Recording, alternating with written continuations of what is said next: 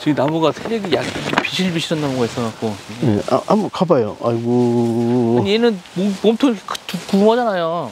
얘 같은 경우는 지금 전혀 뭐, 이거 가난해갖고, 뿌리가 확실히, 여기가 물이 좀 나는 자리인가 봐요.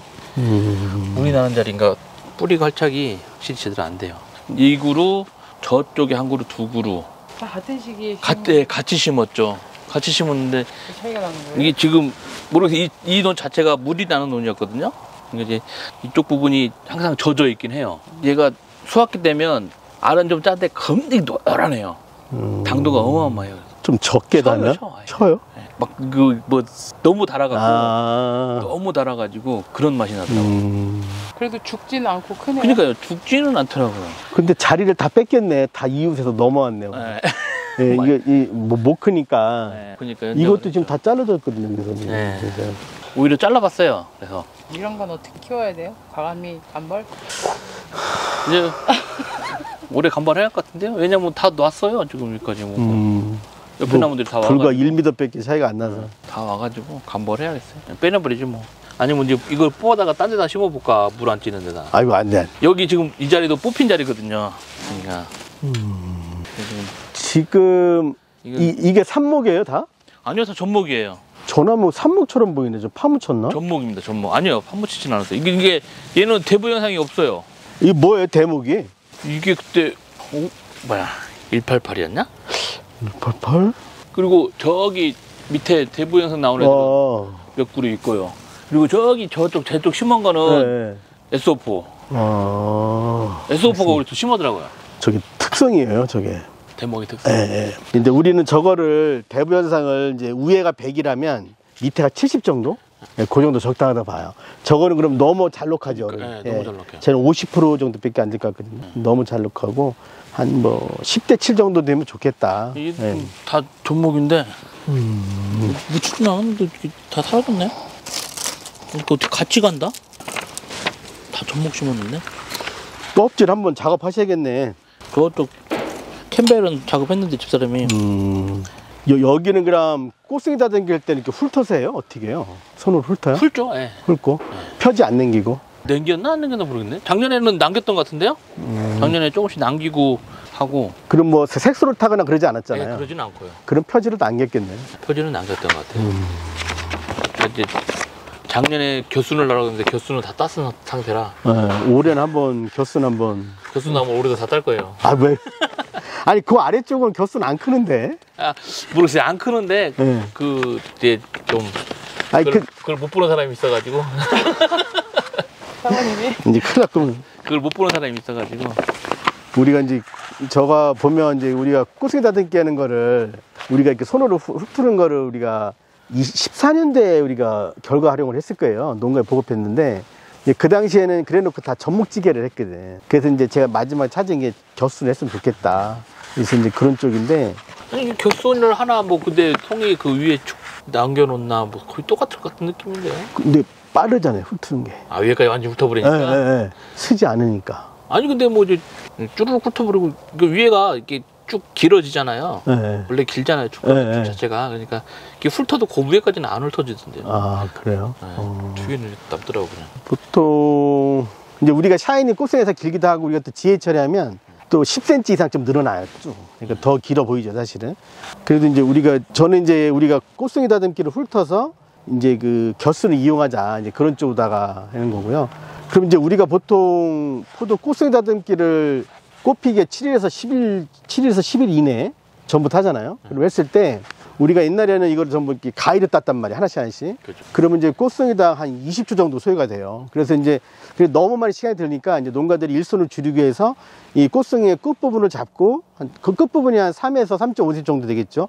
그리고 이제 그 꽃송이를 두 번째에서 세 번째 손가락에 낀 다음에 아래로 훑습니다. 이렇게 훑으면은 이제 문제는 뭐냐면 내가 1차 지혜 처리하고 표시할 표지를 남길 수가 없어요, 일반적으로는. 그래서 이제 그렇게 그 표지가 없기 때문에 일반 농가에서는 우리가 1차 지혜 처리를 표시하기 위해서 뭐 색소를 넣는다든지 아니면 작은 전모찌개를 갖고 다닌다든지 또는 고리를 이용했는지. 그래서 이런 거를 쓰기 때문에 1차 지혜 처리할 때 좀 번거로움이 있어요. 그래서 이런 거를 좀 해결하기 위해서 우리가 1차 지혜 처리하는 꽃송이 반대편에 입자루가 있거든요. 거기 입이 있으니까 그 입자루 밑에 겨순이 있거든요. 그래서 농가분들이 생육축에 겨순을 많이 따시는 경향이 있는데 이거 내가 지해철 때 표지를 쓰신다면 겨순을 따지 않고 내가 1차 지해처리하고 겨순을 제거하면은 그 부분이 거의 한 달 정도는 새순이 나오지 않아요. 그리고 그 부분이 처음에는 따고 나면 밝은 색이 돌지만 조금 지나면 거기가 이렇게 황화돼서 검은색으로 되거든요. 그리고 이제 우리가 겨순 위치를 알기 때문에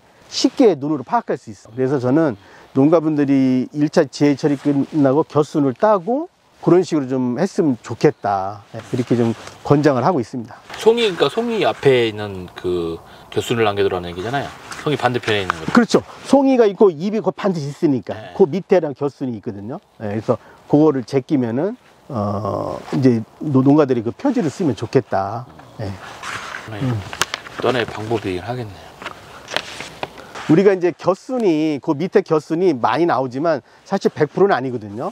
그 겨순 발생률을 저희가 살펴보면 한 85% 정도 발생이 돼요. 그래서 우리가 만약 그거를 겨순을 표지를 쓴다면 85% 정도면 훌륭한 지표가 될 수 있다. 그렇게 해서 사용하시면 좋을 것 같습니다. 그러면 그 송이 위로 나는 겨순들은 네. 잘 크는 겨순들인가요? 그렇죠. 대부분 이제 샤인이 한 4번째나 5번째 정도 해서 꽃송이가 잘리잖아요. 캔베랄리보다 한두 마디 위에 잘리거든요. 그러면 이제 송이보다 아래쪽은 아무래도 덜 커요, 겨순이. 저는 그래서 그런 겨순을 우리가 보면 한 매나 두 매 나오고 끝이 반듯하게 뻗은 애들은 안 크는 애들이거든요. 겨순도 크는 애들을 보면 신추랑 똑같이 끝이 좀 말려 있어요, 이렇게. 걔들은 크는 애들이거든요. 만일 겨순이 끝이 말려 있고 큰다면 걔는 따는 게 맞아요. 근데 대부분 송이 근처 아래는 안 따도 된다. 일부러 딸 필요는 없을 것 같다. 그 대신 우리가 송이 위에서 나오는 겨순이 크게 되면 그 부분은 좀 따기를 권장을 해요. 왜냐면 저는 샤인머스켓 같은 경우는 신초당 포도 잎수를 한 13장에서 15장을 받는데 이걸 전부 본잎으로 받았으면 좋겠다. 그럼 우리가 이거를 본잎으로 받으려면 1차 지해철이 끝나고 한 일주일이나 또는 10일 정도 지나면 우리가 15매까지 확보할 수 있거든요. 그리고 15매부터 나오는 잎은 다 따는 겁니다. 그때부터는. 그래서 오로지 15장 잎을 가지고 샤인머스켓은 한 가지 한 송이를 익혀서 간다. 이렇게 보면 좋을 것 같습니다. 이게 확실히 마디가 절간이 길다 보니까 이렇게 4차 여기까지 다 와도 네. 여길 넘어가야 15장 정도가 가능하거든요. 여기까지 와야. 여기까지. 이 절간 줄일 수 있는 방법은 없을까요? 이제 우리가 이제 샤인머스켓이 우리가 이제 보면은 100% 유럽 종은 아니지만 우리가 그냥 수치적으로 보면 75%가 유럽종이에요. 그러니까 유럽종이 미국종과 다른 점은 유럽종이 절간이 좀 길어요. 그래서 그건 막을 수는 없다. 그리고 그 절간은 품종의 특성이고 좀 더 다행스러운 것은 절간이 길면 잎면적도 커요. 우리가 이런 거거든요. 좀 잎면적 살짝 비교해드리면 우리가 거북 유액재배 같은 경우는 마디가 평균 5cm거든요. 그래서 신초가 1m 크면 포도잎이 20장이 있어요. 그러면 잎면적이 엄청 클 것 같잖아요. 거기에 나와 있는 잎면적은 대략 180에서 200제곱센티미터예요. 그러면 200제곱센티미터로 가정을 해도 20장이면 4000제곱센티미터거든요. 근데 샤인 같은 경우 우리가 아무리 절간을 넓게 길러도 보통 7매에서 8매 정도 받을 수 있어요. 1m에. 그 정도 받죠. 밑에는 3번까지는 절간 짧을 거니까. 그러면 만일 우리가 8매를 받는다 그러면 샤인의 적정, 무액재배의 적정 잎면적은 500에서 600제곱센티미터 하나가. 그러니까 어른 2손 정도 합칠 만한 크기거든요. 거북 유액은 어른 1손 정도.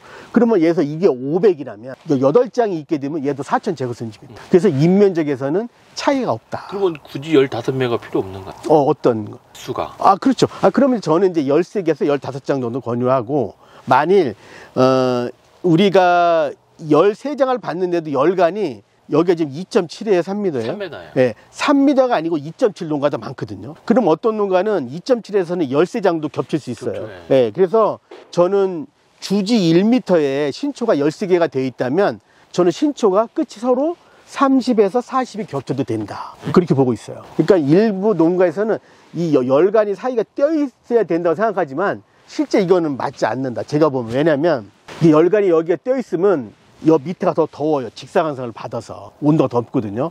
차라리 덮이는 게 시원하고, 그리고 만약 이게 띄는 게 맞다면 우리가 이제 우리나라 저쪽 이제 천안이나 안성 지역은 덕식을 하는 경우가 있잖아요.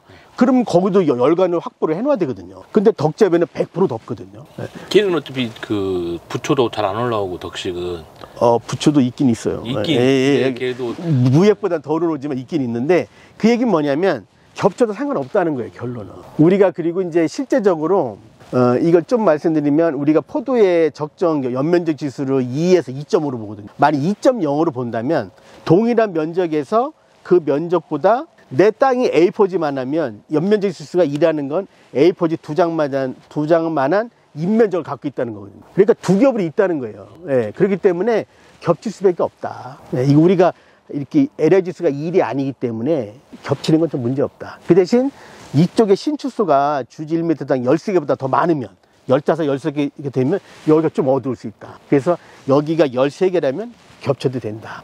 네. 양쪽으로 13개잖아요. 그렇죠. 그러니까 우리가 포도나무가 만약 3m로 심었다면 우리가 매다당 13개니까 39개 신축가 있으면 되는 거예요. 그 나무에서. 2.5배다면 2.5배다면 몇 개죠? 13개. 그러면 26, 33개. 33개. 네. 세봐야지. 세어봐야지. 26개밖에 안 되는데? 네? 이거까지 다 되면 31개구만. 응. 이거까지 31개인데? 31개네. 31개. 이게 이런 것까지 다 세서 그렇죠. 이제 따내야 되는데. 적당하게 받았는데요? 지금 31개 제가 신 거는. 네. 저도 그 정도 못해요. 됐죠. 네.